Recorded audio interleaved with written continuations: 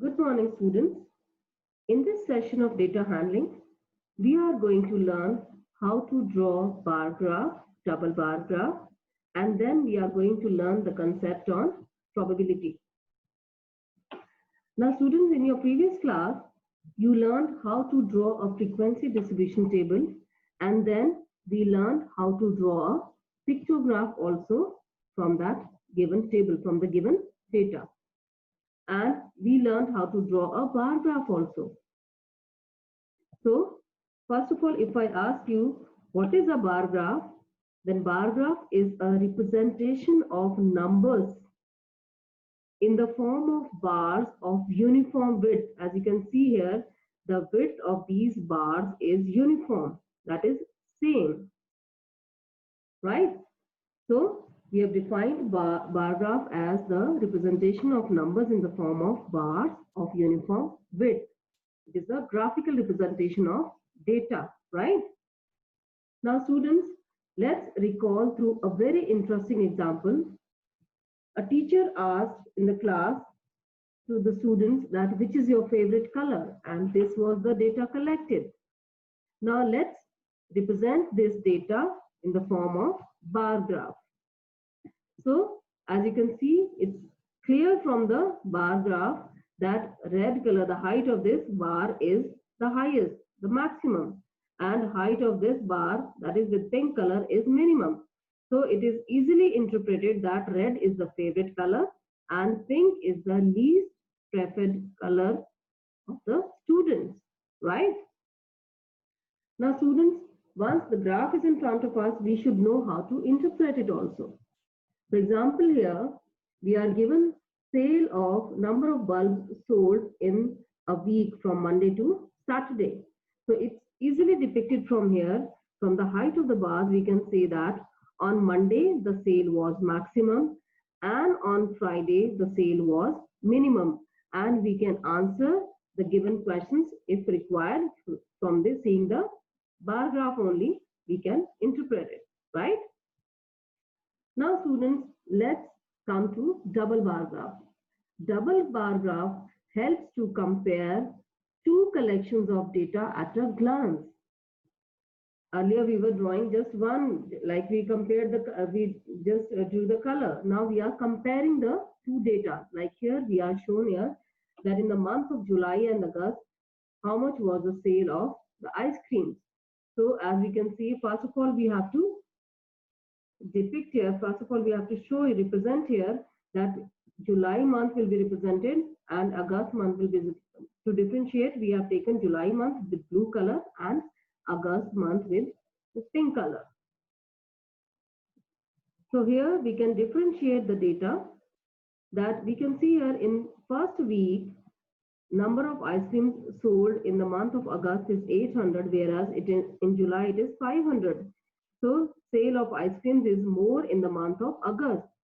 Same in the August second week also, sale of ice creams is more in the month of August. But in third week, if you see that July month, the sale was more.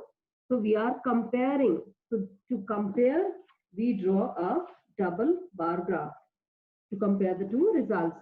Now this time in our class 8 also, we gave them homework to compare the income and expenditure of their families during this lockdown period.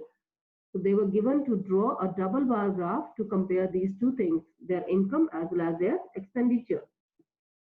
Now students, we learn the concept of double bar graph through a very interesting example. A mathematics teacher, she changed her teaching technique and she wanted to see whether her new technique is working or not. She collected data for 5 students and she collected their term 1 and term 2 marks, and then the double bar graph was drawn.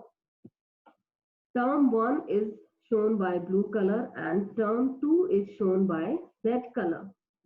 As we can see here, students, that on x-axis we have taken the students and on y-axis we have taken these marks.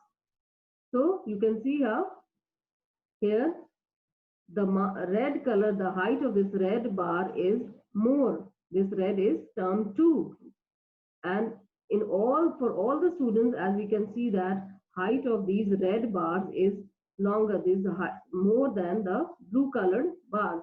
That is more than the term 1. So term 2 marks are increased. Every child has performed better in term 2 as compared to term 1, right? So teacher was satisfied. Teacher was happy that the new technique she adopted was working. Through this bar chart, through this double bar graph only, we were able to get this inference. We were able to get this result, right, students? Now we move on to the concept of probability. Now students, probability is the chance of any event to happen. Chance of happening of any event is the probability, right? From our, if I ask you, if you take certain situations, like if I ask you that whether sun rises from west, you will say, no ma'am, it's not possible. It is impossible. So this is an impossible event. If I say sun rises from east, you will say, yes ma'am, this is 100% sure. This is certain event, right?